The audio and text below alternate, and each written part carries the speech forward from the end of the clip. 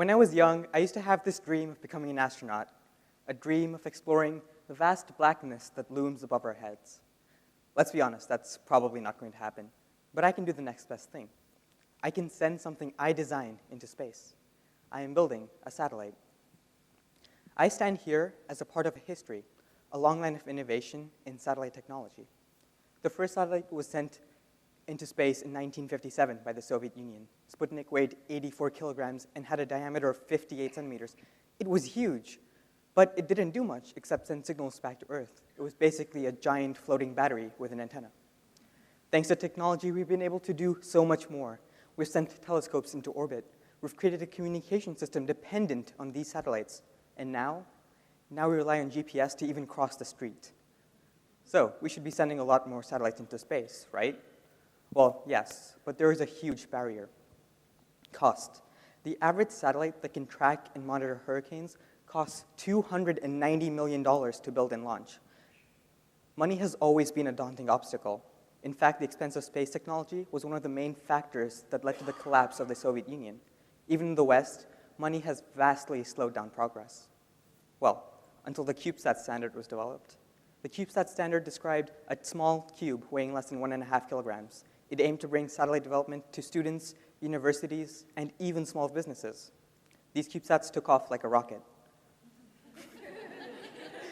Why? Because they cost less than $100,000 to build and launch. Now, this is a lot of money, right? But compared to $290 million, it's pocket change.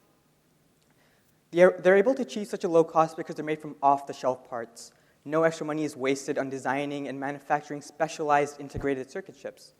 And because rockets are designed to launch with a specific mass, many companies loved the idea of filling the rockets with these small satellites instead of sending more junk into space. Now, this lower sum is a great improvement, but it still isn't cheap enough for a student like me. So I opted for the even cheaper solution, the Pocket Cube standard. The Pocket Cube standard defines a tiny satellite, 5 by 5 by 5 centimeters in size, weighing less than 125 grams. That's about this big and weighing as much as your phone. Its best feature, it costs $3,000 to build and only $17,000 to launch. So, you may be wondering, why are we making our satellites smaller? The answer is simple, exploration. The smaller form factor allows for anyone to build a satellite. It allows for anyone to design an experiment and carry it out in space. It no longer takes a few $100 million to test the effects of radiation on electronics up there. Due to the popularization of CubeSats and now Pocket CubeSats, space is closer to us than ever before. So, what goes into one of these satellites? Well, each one consists of 5 main subsystems: the structure, the electronic power system, the flight controller, the communication system, and the payload. The structure is the body of the satellite, and it's made from aerospace-grade aluminum. It has to withstand the stresses of a launch and protect the electronics from shock. It usually looks like a piece of Swiss cheese in order to save weight. Next is the electronic power system. The electronic power system has one job: to charge the batteries using the solar panels around the satellite. The solar panels have to be made from scratch using special solar cells, which are the only space-grade component, meaning they're extremely efficient, expensive. The flight controller is the brain of the satellite. It has to control the radio, the camera, and collect all the data from the sensors on board. The communication system is the most important system because the satellite you can't talk to is just another piece of space junk. And if you just launched one without one, you just wasted $20,000. The payload is the equipment specific to your mission. This could be a camera, a telescope, or anything else you wanted to send up there. Now that you know a bit more about satellites, I'd like to present SAS-SAT, the Singapore American School satellite.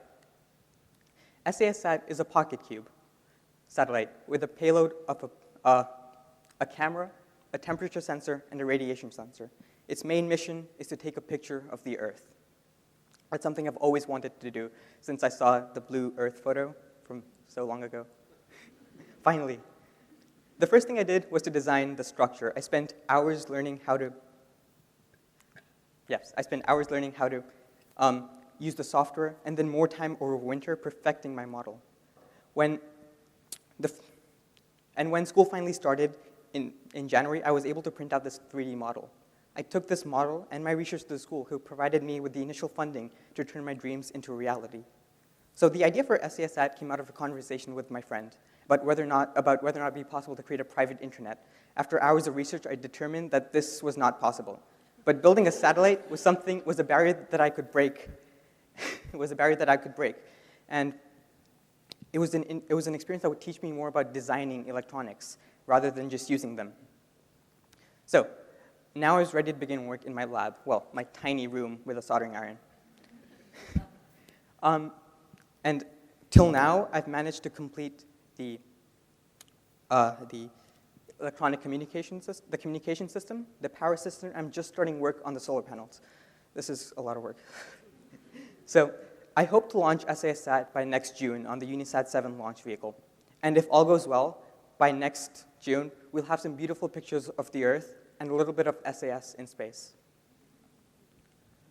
So Sputnik may not have been the most advanced piece of technology, right? It was, well, a battery. But it sparked an age of innovation in satellite technology that extends until today.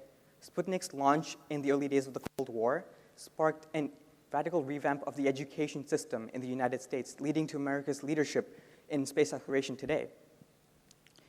Until very recently, involvement in this exciting field came after years of research and training.